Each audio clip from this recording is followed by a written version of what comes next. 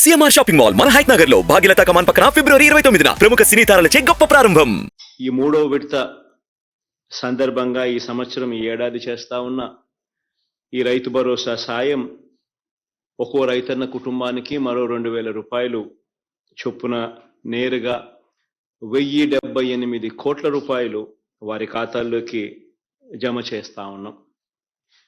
ఈరోజు అందించే ఈ సాయంతో ప్రతి ఏటా కూడా 13,500 రూపాయలు మనం ఏదైతే ఇస్తూ వచ్చామో ఈ 5 సంవత్సరాలలో ప్రతి రైతు కుటుంబానికి ఒక రైతు పక్షపాత ప్రభుత్వంగా ఈ 5 సంవత్సరాలు క్రమం తప్పకుండా 13,500 రూపాయలు ఇంటూ 5 సంవత్సరాల కింద 67,500 రూపాయలు ప్రతి రైతన్నకు ఇచ్చినట్టు అవుతుంది.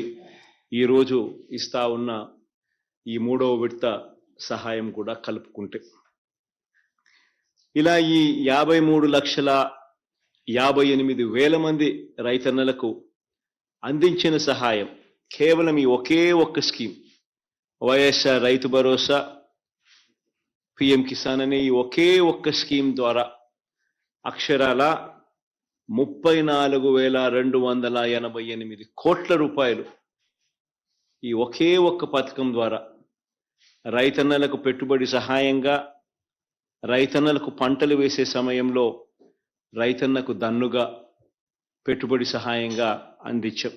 ఈ ఒకే ఒక్క కార్యక్రమం ద్వారా జరిగిన మంచి ఇది ఎందుకంత అవసరము, ఎందుకంత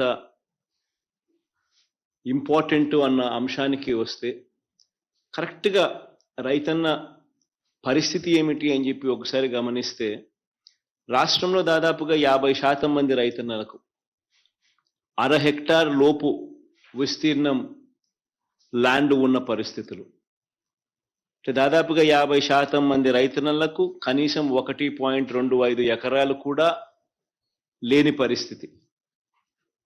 అదే 1 హెక్టార్ దాకా కూడా తీసుకుంటే దాదాపుగా 70% మంది రైతులు ఇదే కోవలోకి వస్తారు.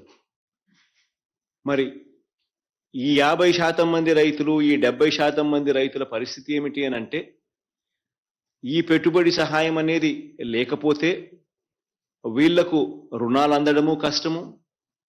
ఈ రుణాలు అందని పరిస్థితి, రుణాలు ఒకవేళ వచ్చినా ఆ వడ్డీలు కట్టుకోలేని పరిస్థితి, ప్రైవేట్ రుణాలు అయితే మరీ ఎక్కువ వడ్డీలు, ఆ వడ్డీలు, ఆ రుణాలు, ఆ చక్కెర వడ్డీలు, ఇదే పరిస్థితిలో రైతన్న సతమతం అవుతా ఉన్న పరిస్థితి. ఈ రైతన్నలు ఏదైతే ఈ 50% మంది రైతన్నలు ఏదైతే 1.25 ఎకరాల లోపు ఉన్నవారు ఎవరైతే ఉన్నారో వీళ్ళందరికీ కూడా ఒక గొప్ప మేలు జరుగుతూ ఉంది. దాదాపుగా వీళ్ళు వేసే పంటల్లో 80% పంటలకు అయ్యే 80% ఖర్చు ఈ 13,500 రూపాయల్లో కవర్ అవుతుంది. దాదాపు 80% ఖర్చు, 80% పంటలకు ఈ 13,500 రూపాయల్లో కవర్ అయ్యే ఒక గొప్ప అడుగు ఈ 57 నెలల కాలంలోనే మన ప్రభుత్వం వచ్చిన తర్వాతనే జరిగింది అని చెప్పడానికి ఒక రైతు పక్షపాత ప్రభుత్వంగా, మరీ ముఖ్యంగా పేద రైతుల పక్షపాత ప్రభుత్వంగా గర్వపడతా ఉన్నానని చెప్పి కూడా ఈ సందర్భంగా చెప్తా.